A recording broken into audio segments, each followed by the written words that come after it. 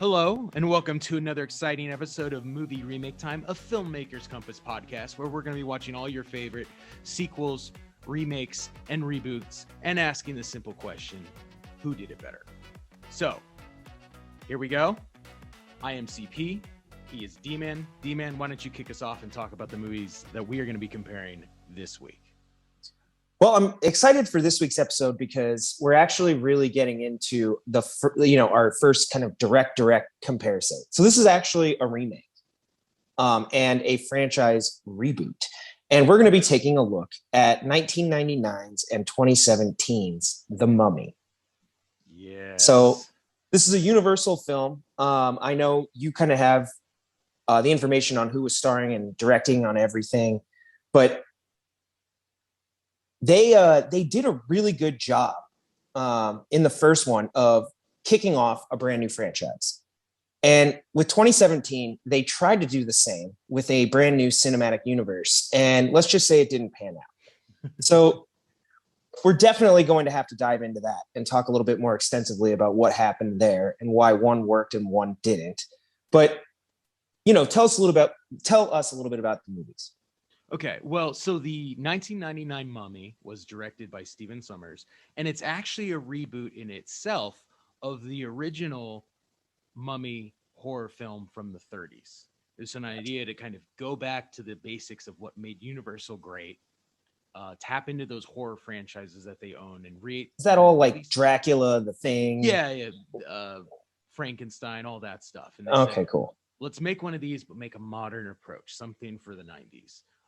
And so that's what gave us The Mummy with Brendan Fraser, Rachel Weisz, John Hannah. Obviously, they became huge stars after this. Yeah. And went on to spawn, I believe, 4 films, at least 3, and then the Scorpion King as well. And I don't know why I thought, Imhotep the villain, I thought he was Billy Zane, but he's not. Definitely not. So definitely sorry. Not. Arnold Vosloo. Sorry to Arnold Vosloo. My apologies. Apparently, though, I did Google it, and that is a very highly searched Google term. So, yeah, there you go. You weren't the only one thinking Billy Zane. Nope, it wasn't just me. So, while we're talking, about the facts of the film, it was made for about $80 million and wanted to gross over $400 million. So this was definitely a huge success at the time for Universal. Definitely. When we look at the newer one, obviously it has the, directed by Alex Kurtzman, 2017, has the biggest movie star in the world, arguably, with Tom Cruise helming the film. It was made for somewhere around $150 million, and again made just over $400 million in the box office. So similar, and I think that's kind of where the surprise comes from. Yeah, and it's interesting too because I was actually really excited. I guess they were going to kick off with the 2017 one, something called the Dark Universe, and like you said, that was to pull in a lot of the characters and IP that Universal kind of has some exclusive access to, and they were going to build this universe around it. And this was supposed to be the first, quote unquote, first film in this universe, and it was kicking it all off, but in the end, audiences kind of rejected that film and it didn't do so hot. So in terms of, I guess after the marketing budget, who knows what Tom Cruise got paid, probably a lot. But I guess, okay, so if we take a look at both movies and we look at them from their cultural relevance, which one do you think was more relevant? Well, I mean, definitely the first one. It spawned a franchise.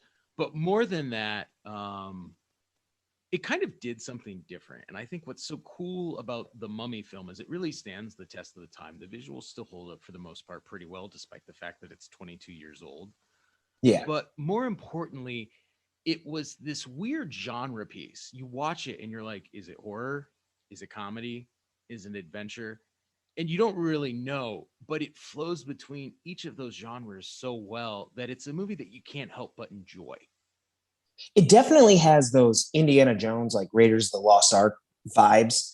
It's even using a very similar color palette, where I actually found the new one, the 2017 one, it varies throughout in the color palette it's choosing to use. Mm-hmm. And it's often, cloaked in these blues, like different colors that don't necessarily give off that Raiders of the Lost Ark vibe, where the other one was like going over the top, so confident with that kind of like, Egypt, Cairo, desert vibe that's real. I mean, that's what I remember. So there's like an iconography to that still holds up. And even, you look to things like, the Mummy ride at Universal, and it draws heavily, on direct inspiration from that first movie.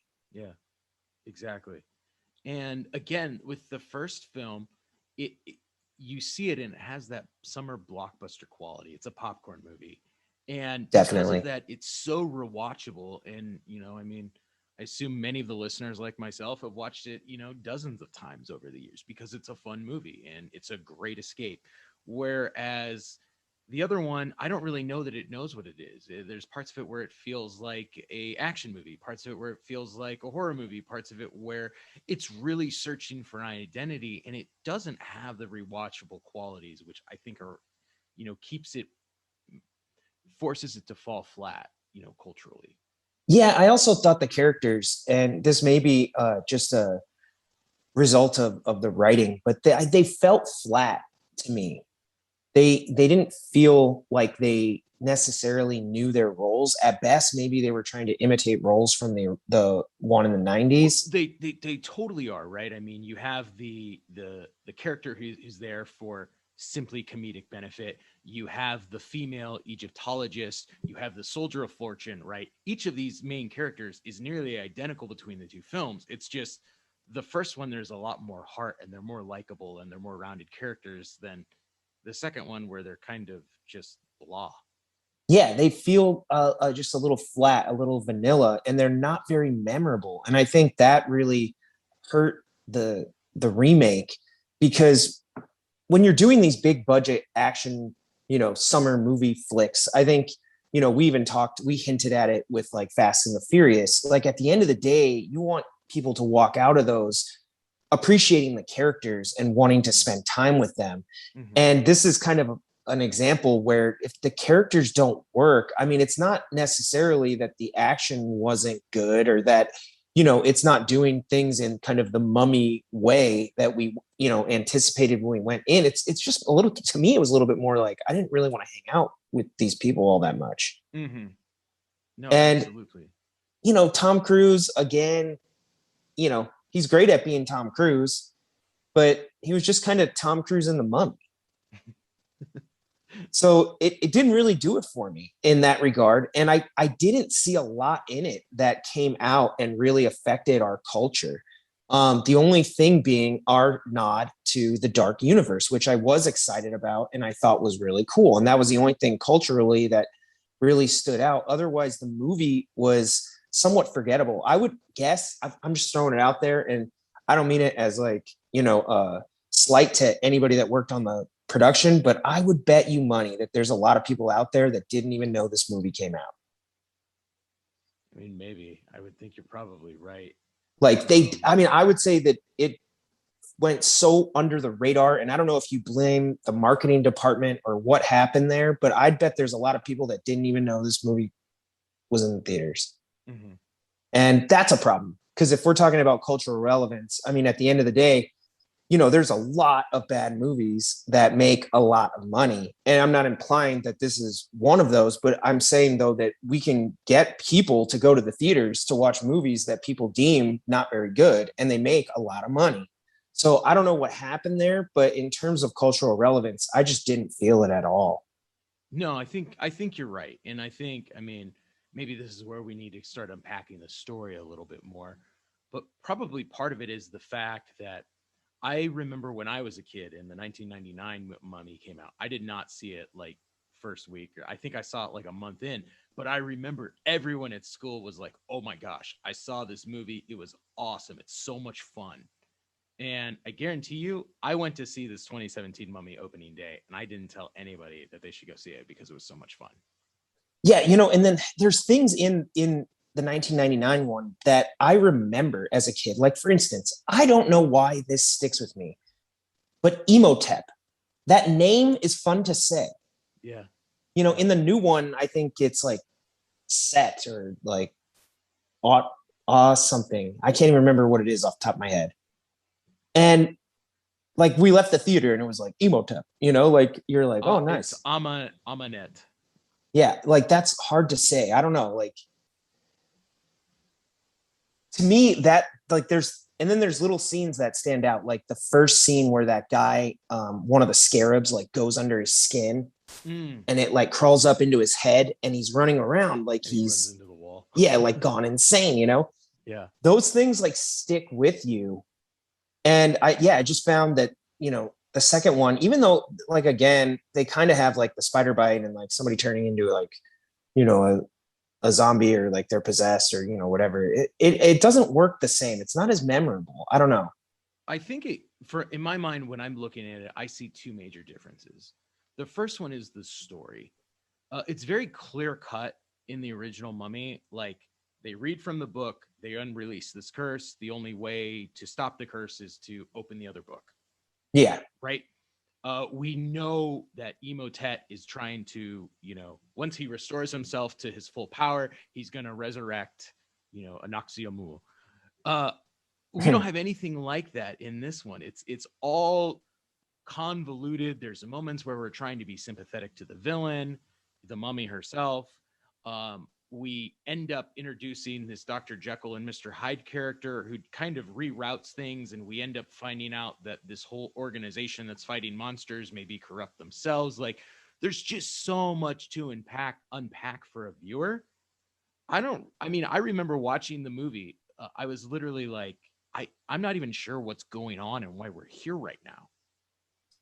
Yeah, and that definitely is a problem. Do you think it was a case of maybe they had their eye on the next? They were looking at the bigger universe, and maybe they weren't as focused on like, man, how do we make this one so awesome? I think it was so set on building this greater dark universe that they were laying all this foundation that they forgot the story. And it's kind of a shame because obviously now the dark universe is dead, which is really a bummer because I thought it was a cool idea. Yeah, so did I. I was really excited for it. You know, something a little bit different than just the typical kind of like comic book fare. And, you know, obviously there's iconic characters within that universe. So I thought that would have been fun and I was looking forward to it. It was just, you know, kind of a shame that the relevance here wasn't there to get everybody super excited for it. And, you know, you kind of need your Iron Man, right? You need that great movie that everybody loves on its own with this iconic character that you can't help but want to spend more time with. And I think those are the two ingredients that we're missing. Even though Iron Man sets up a future universe and does all this stuff, I mean, at the end of the day, like Tony Stark is a character that's iconic. We love to be around him. You know, you could almost put Tony Stark in any movie and it's going to bring people out to go see it. And they needed that. And they didn't have that character. And I think they didn't have it from a hero and a villain standpoint. I think it's incredibly apparent when you compare Arnold Vosloo's Mummy to Sofia Boutella's. It's just the Mummy in the 99 one. You know, he has this power whereas he's coming back, like we see him keep regenerating, and we know with, you know, we have that check mark of he keeps getting stronger and stronger and he can turn himself to sand, and they talk about how he has the ability to resurrect the plagues of Egypt. Like, right, yeah. We kind of have a sense of like the scope of his powers, whereas her Mummy is, I'm not really sure what she could do. She seemed to resurrect the dead, but it wasn't really clear. She'd do almost whatever she wanted in every scene, and there just wasn't that set of rules that you need to define a great villain. Yeah, and they also do a good job in the 99 one of kind of laying out, okay, like he has these kind of like godly powers. So how do we defeat that, right? If we can't fire guns at it, this and that, they're like, well, we need to make him mortal. Yeah. And like you said, so they lay out clearly what the mission is, which is they need to read from the other book in order to bring back his mortality so he can be defeated. And again, yeah, in the new one, it's just I'm not even now, I'm not even 100% sure exactly what they were trying to do. Yeah, and then the problem of the hero. I mean, if we take, you know, Brandon Fraser's character versus Tom Cruise's character, there's a likable quality to Brandon Fraser. You know, he's kind of a treasure hunter, but he has a heart. He has rules. He wants to stop this evil. He cares about people. Whereas Tom Cruise's character is kind of an asshole.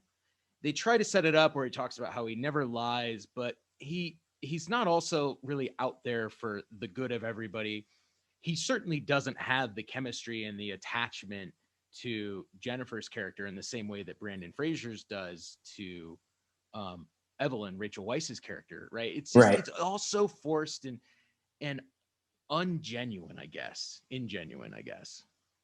Yeah, and there's a natural chemistry between Brendan Fraser and Rachel Weisz. You know, they have that ability to they, you know, on screen, they'll look at each other and you can't help but just sense it, you know. Yeah. And Yeah. I guess that's why they have actors screen tests and do all that Yeah. stuff, because you Yeah. look for that. And they had it. So even though, you know, the characters, as far as, you know, much being written about their attraction, it really just came down to like an initial kiss has them both thinking about it the rest of the movie. And that's, Yeah. you know, it's not a whole lot more than that, but they have that chemistry. And so to that end, it kind of works. Right.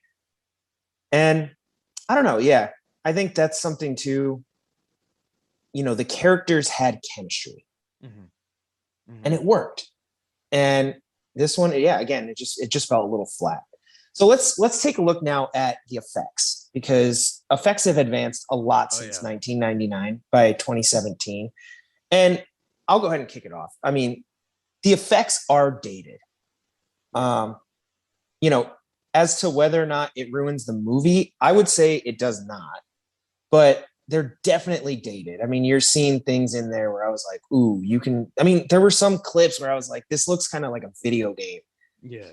You know, and some of the, you know, the wind, some of the stuff, some of it looked really good. Like I thought when like the mummies came out of the ground, I'm not sure if that was digital or what they were doing there, but I thought digital. Yeah. Yeah, I thought it looked really good, but some of it didn't, you know, especially at the beginning. And that kind of hurt it a little bit, I think, in my opinion, because looking at it now, you know, right away, I was aware of how dated it was in terms of effects. So even though, like I said, I don't think it is to the detriment of being able to watch it. It's not so laughable. Like I always remember there was a scene in like one of the first James Bond movies, like Sean Connery's holding like a harpoon gun and he's going to shoot it over a wall and use that rope to like climb up the wall. And he like he pulls a trigger and then like some guy throws a rope from behind him, you know, in the shot. And I was like, that is so laughable that like I can't, you know, I can't get past that. I was like, and it's memorable to the degree that I would talk about it today. And I don't even remember the last time I saw that movie, probably when I was in like high school. Yeah. So I didn't think there was anything so detrimental that I was like, ooh, this is terrible. But even, you know, later when Imhotep is like losing his immortality, I mean, this like blue ghost comes out of nowhere and like steals his, you know, soul or whatever it is and takes it away. I was like, I don't know. I don't know. I mean, what were your thoughts? Well, obviously, the Mummy 2017 has amazing visual effects. You know, everything is so crisp and clear, and it's amazing. We can't fault it in any way. The 99 one, I'm kind of torn because some of it looks so dated, but some of it actually looks really good. I always think about the scene where the mummy's halfway regenerated and the skin crawls out of his chest into his cheek. And I still watch that and I'm like, that looks pretty freaking good for, you know, 22 years old. And if you get a chance, you know, for you and for the audience, there's actually a fantastic, if you find the DVD, which I'm weird and have the DVDs for everything, there's a great section on the effects of the 99 Mummy and really how they were thinking out of the box to create some of this stuff. It's worth the watch. But yeah, I mean, it's dated. Something else too. Yeah. I think that, you know, early on they're in Cairo. There's like a shot of some pyramids and I was like, I don't know. Like I like watching it. I was like, I can't even tell. This makes me think it's not a real shot. The shot where they go by and you see the Sphinx and the pyramid and all that stuff, like the opening shot to the film.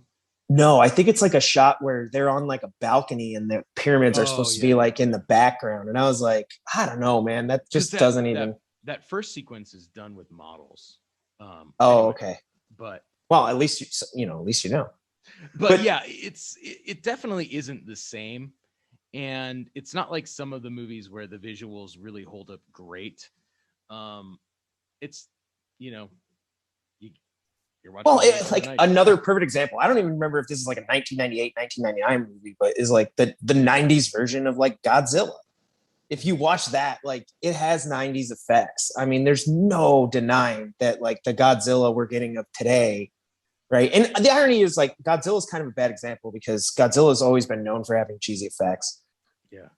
So it's not like everybody's expectations were super high, but like in the 99 version, the American version, they went like super CG and you could tell.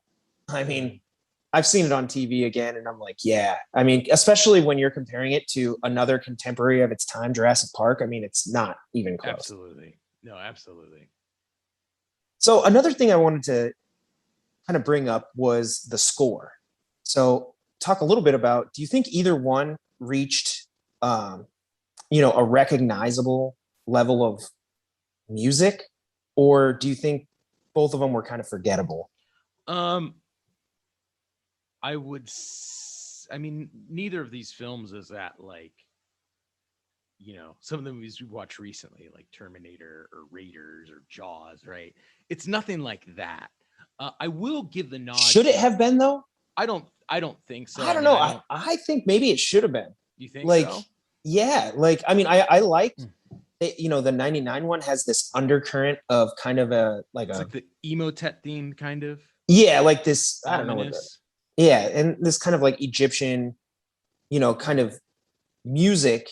And I like that. It works really well for the film, but I was surprised they didn't have a theme song. Like Yeah, that's a good point. I didn't think about it. I was like watching it again, I was like trying to think, I was like, because even things like that stand out to me, I remember the music. It's like Independence Day, right? Like a big summer blockbuster, but Independence Day has recognizable themes in it. Mm-hmm. They have that love theme, they have the main theme. Um, and to that end, I was just a little surprised that they didn't have kind of a main one. So for the 2017 one, was I surprised? No. It kind of fell right in line with everything else they were doing.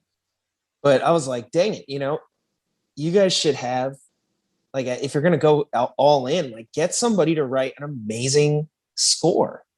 Can really elevate a movie. No, you're right. And I mean, I guess it's not surprising that the new one didn't think about it at all.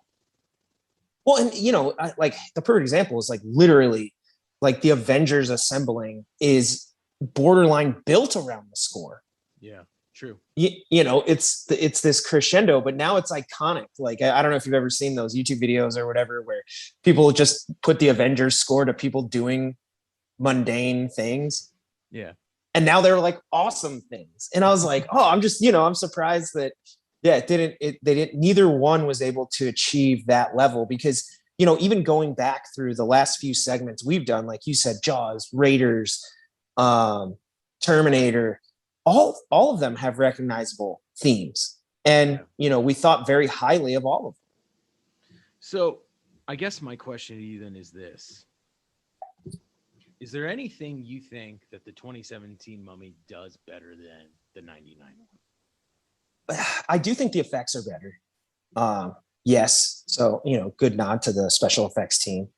Now, granted, that's at this point just doing your jobs because digital effects have advanced to such a degree. But I thought they did that really well. But yeah, even just little things like I said, I thought the color palette was off. The grading felt funny to me, where I really appreciated that kind of like yellow goldish hue across the other film. It felt unified. And when I think of the Mummy, I think of that. Did you think it was weird that the 2017 one was a movie about this Egyptian mummy, yet very small portion of the film actually takes place in that part of the world? Yeah, because the other part's in like London. Underground London, yeah. Yeah. Yeah, I think that matters too, because there's an association there with like the pyramids, the iconography of Egyptian culture and pharaohs and all of that stuff. Yeah. Yeah, the Nile. Even the other one, they take a ride on the Yeah. Nile. Yeah. Because why not? Yeah. Did that scene have to happen on the Nile? Probably not, but It's just a they're fun scene. Yeah. yeah, but they're using the kind of local iconography of that region Mm-hmm. and building it into the film, and I think it works. So yeah, I would say I think that was detrimental as well. And I was a little surprised too that the 2017 one, you know, if this really was the story, I was a little surprised that they didn't do a few more kind of like nods or bring in some elements that everyone associated with the 99 one. Well, I only know of the one. Maybe you can correct me. I know that when they go into um, Dr. Jekyll's office, it does have the Black Egyptian Book of the Dead from Oh, the I didn't even notice. 99 one. Yeah, it's the only that was the only nod I caught. Did you see anything? No, I really didn't. And not to say that they're not there, but I didn't catch them. So that's to the degree that they were Mm-hmm. in your face. Like, not that you want to provide fan service, but I'm saying I'm just surprised they didn't draw on more elements that people really liked from. Well, I would have thought that. I mean, I guess looking back, I'm like, I feel like they missed a huge opportunity here. You could have directly tied this in as another sequel to the Mummy franchise, right? Yeah, like build off of it. I mean, why not make this directly be someone else in Emotet's circle?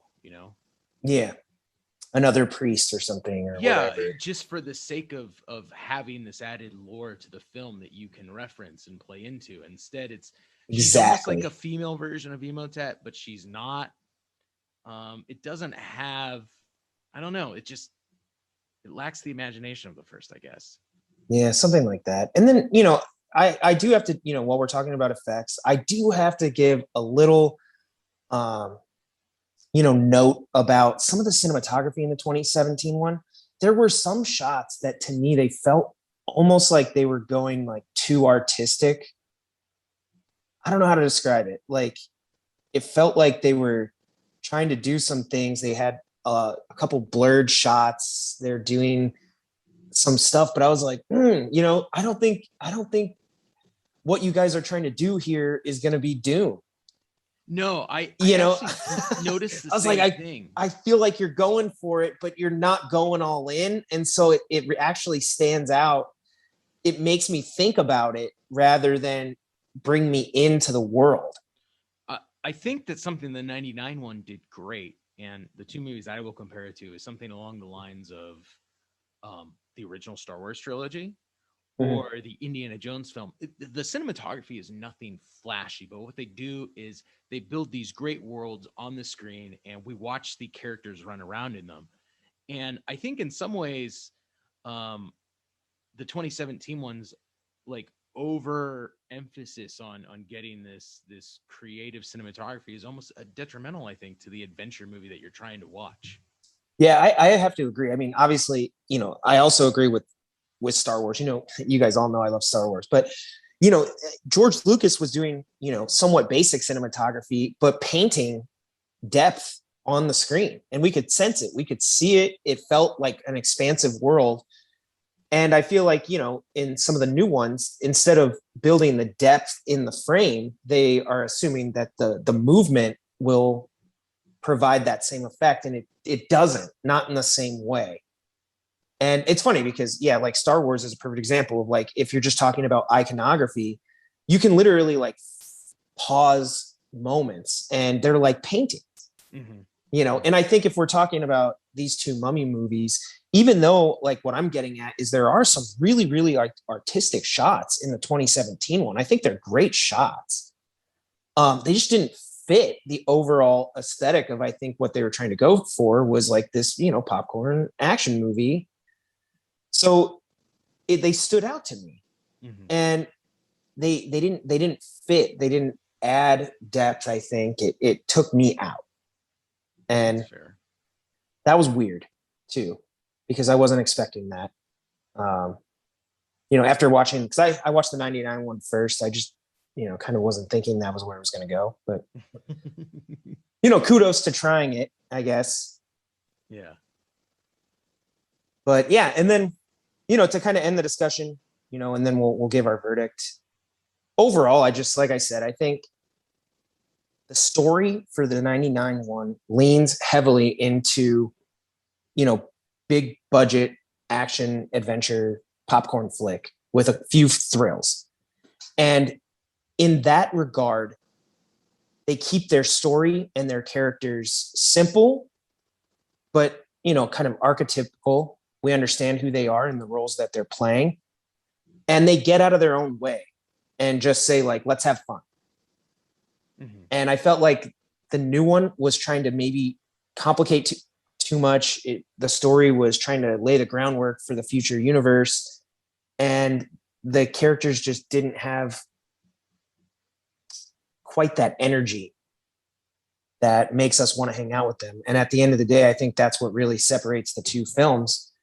And, you know, my verdict then is that the 1999 one is the winner here. And if you're going to watch one of the Mummy movies, I mean, let's face it, the 99 one spawned sequels and the 2017 one ended a universe. So no, I'm not going to rehash it because I'm actually totally in agreement. The 99 one is the superior movie. It stands up really well for the age that it still is. One of the things I'll point to is, and I haven't, you know, done exclusive reading about the 2017 one because really I have no desire to, but the 99 one, Stephen Sommers talks about how he really loved the Mummy character and how he was a little kid. He saw the original Mummy and how it scared him. And so he was really invested in trying to make something new and fun. And you can really see as a director, his heart is on the screen. Despite the fact that, you know, there's some great stories about Brandon Fraser. Everybody thought this movie was going to be a disaster. Apparently it was a nightmare shooting in the desert with snakes and sand. But fair enough. You know, there's a lot of people who really love what they were doing, you know, actors who love their characters and a director that loves the story. And that comes through in a way that, you know, it has this heart that the 2017 one doesn't. It feels like in many ways it's a cut up juxtaposition of so many other movies that you've seen a million times that nothing really stands out in a memorable way. Yeah, it's almost funny because the 99 one feels a little bit to me like Pirates of the Caribbean before Pirates of the Caribbean. And it's ironic that they both have theme park rides, but you know, one spawned a theme park ride, the other one's based on one. But yeah, I think that's got to be the verdict on this one. Is unfortunately, you know, as much as I wanted to give the 2017 one a shot, and I did give it a shot because I had never seen it. You'd never seen it. Yeah, I had never seen it going into this podcast, so I was actually, you know, excited, hopeful that, you know, I would come out of it with you know, maybe being really surprised, because let's face it, I've heard about that movie and my expectations were pretty low. So unfortunately, you know, I have to give my my nod to the 99 one. Well, fair enough. I hope that 99 one, I hope we're making podcasts long enough that we can do a total rewind episode. And that's going to take a while. But I mean, I would love to do a total rewind, because if you heard my thoughts outright, like if it's a head to head with the 2017 Mummy, then you know where I stand. But if we're talking about it from a total rewind standpoint, I would love to have that conversation great too. Discussion. Yeah, but in like 10 years. Well, hey, listen, if you're listening to the show, we'd love to know your thoughts. And if you're the one person out there that actually thinks the 2017 Mummy is better than the 99 one, hit me up. I'd love to know your reasoning on that. Yeah, me too. So be sure to keep the conversations going. Leave us comments and be sure to engage with us on social media at Film Comp Podcast. You can find us on all the major social media channels, Facebook, Instagram, Twitter, as well as YouTube. And then you can always Google the show, Filmmakers Compass Podcast, on Google, and you'll find our website, which has all of the links to wherever you can listen to the show. And check out next week's episode. We're going to be comparing one of my favorite movies of all time, 1987 RoboCop, to the reboot, the 2014 RoboCop. You know you want to check that out. I'm excited for that as well. We got to talk about RoboCop. No, I know. And you know what's funny is I remember watching the new one. I think we were at our buddy's apartment, and well, we'll get to it next. On that note, thanks for hanging out with us. We'd love to know your thoughts, and we will see you next week.